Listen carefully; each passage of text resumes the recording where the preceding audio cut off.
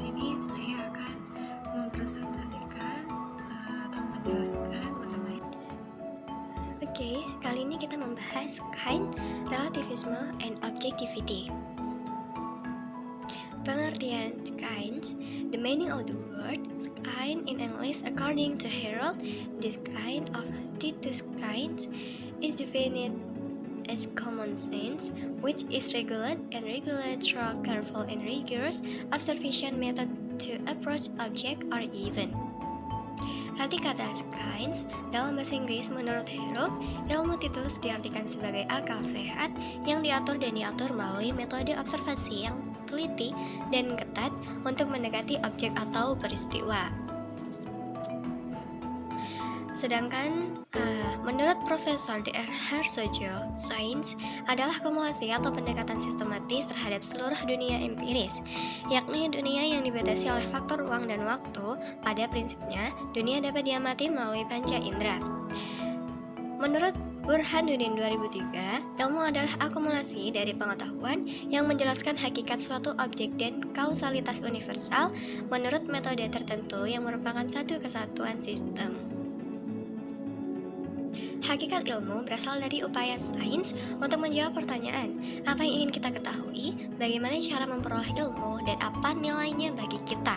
Pertanyaan-pertanyaan ini mencoba menjawab pertanyaan-pertanyaan dasar manusia untuk memperoleh pengetahuan menurut Surah Sumantri 1984. Ketahuan adalah alat analisis yang maknanya diartikan sebagai keseluruhan bentuk produk aktivitas manusia yang bertujuan untuk menemukan hal-hal tertentu. Selanjutnya, pengertian relativisme. Basically, relativism is a philosophy that does not recognize absolute value or truth.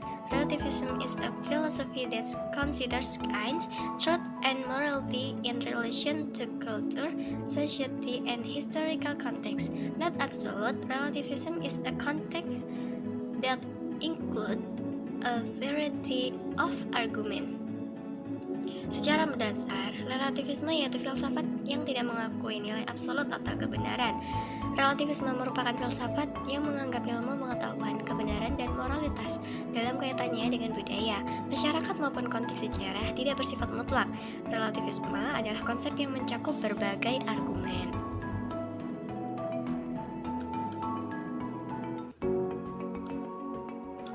Nah, di balik berbagai argumentasi tersebut, terdapat satu kesamaan, yaitu kenyataan dan segala aspeknya, termasuk pemikiran manusia, moralitas, pengalaman, dan penilaian. Tidak mutlak, tetapi posisinya relatif terhadap hal-hal lain.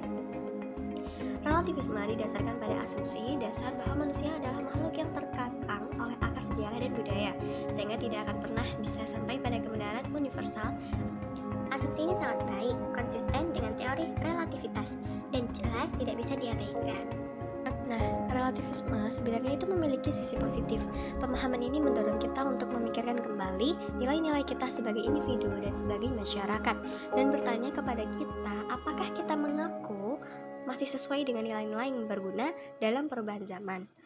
Relativisme menyelamatkan kita dari autokrasi dan penilaian yang terburu-buru jika digunakan dengan benar. Relativisme mengarah pada kebenaran yang lebih dalam dan memastikan bahwa keadilan tercermin dalam kehidupan. Seperti itu. Selanjutnya, pengertian objectivity. Philosophy based meaning objectivity refer to the doctrine that knowledge is based on objectivity. Independent reality. The term was used in objectivity comes from a philosophical term meaning the consideration of the relation of a particular thing to its object, as opposite to subjectivity derived from the manipulation objectivist model, which is derived from objectum. Object means unbiased, independent, new individual participation. Objektivitas, makna berbasis filosofi, mengacu pada doktrin bahwa pengetahuan didasarkan pada realitas objektif, independen. Istilah ini digunakan pada tahun 1854. Objektivitas berasal dari istilah filosofis pada tahun 1620 yang berarti pertimbangan hubungan dari suatu hal tertentu ke objeknya. Sebagai lawan dari subjektivitas, berasal dari model objectivus Latin abad pertengahan yang diturunkan dari objectum, objek, berarti tidak bias, independen, tidak ada partisipasi individu. Realitas objektif adalah sesuatu yang memiliki objektivitas, di mana nilai suatu benda direpresentasikan oleh benda nyata lainnya. Descartes menggunakan realitas objektif untuk berpikir tanpa menyatakan apakah benda-benda seperti lukisan memiliki realitas objektif. Banyaknya keberadaan objektif pemikiran tergantung pada apakah pemikiran tersebut memiliki benda atau benda yang memiliki hal-hal dalam realitas formal. Salah satu contohnya adalah pemikiran Tuhan memiliki realitas objektif yang tak terukur. Ini pertama kali ditemukan pada tahun 1855 dan dipengaruhi oleh objektif Jerman. Tujuan sebagai kata benda dipinjam dari bahasa Inggris dan berarti tujuan-tujuan. Kata ini awalnya didefinisikan sebagai istilah militer dalam Perang Saudara Amerika tahun 1738, diartikan sebagai tujuan berpikir dan juga berarti arah dan berasal dari bahasa Perancis. Istilah ini digunakan secara luas sejak tahun 1881.